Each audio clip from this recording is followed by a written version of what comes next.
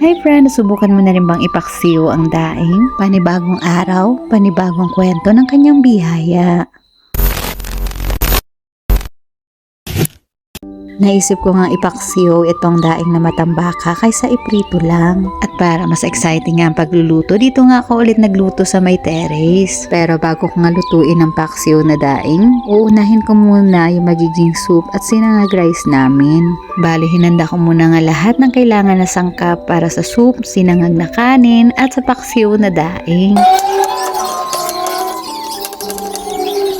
Habang nagsasangag nga ako ng kanin, nilagay ko na rin lahat ng kailangan na sangkap para sa paksiw na daing. Nilagay ko na nga yung luya, bawang at sibuyas.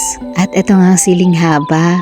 Pagkatapos nga asukal, paminta, suka at tubig. Tinakpan ko muna nga habang inaantay ko maluto yung sinangag na kanin at yung soup namin. Okay na nga yung rice kaya yung soup naman yung aking lulutuin. At para nga sa soup, naglagay lang ako ng carrots at sibuyas sa kumukulong tubig.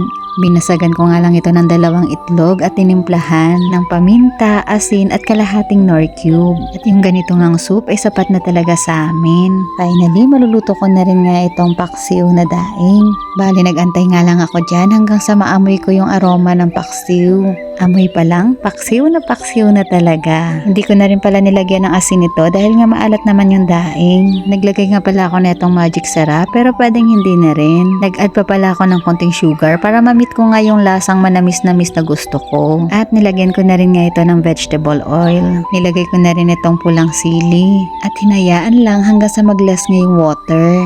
Nung naamoy ko na nga yung amoy ng lutong suka at nakita na hindi na rin malasaw ang sauce, pinatay ko na ang apoy. Hindi pa nga ito pwede kay Bia pero kami mag-asawa ay solve na sa ganitong ulam. At nung natikman ko nga ito, hindi talaga ako nagsisi na niluto ko ito. Nag-aagaw nga yung lasa ng tamis, alat, asim at anghang. Kaya isama nyo na rin ito sa inyong mga niluluto para sa inyong pamilya. Kain po tayo. At para nga sa kwentong biyaya, ito nga nakaraang gabi, nakaramdam ako ng takot, discouragement at pag-aalala.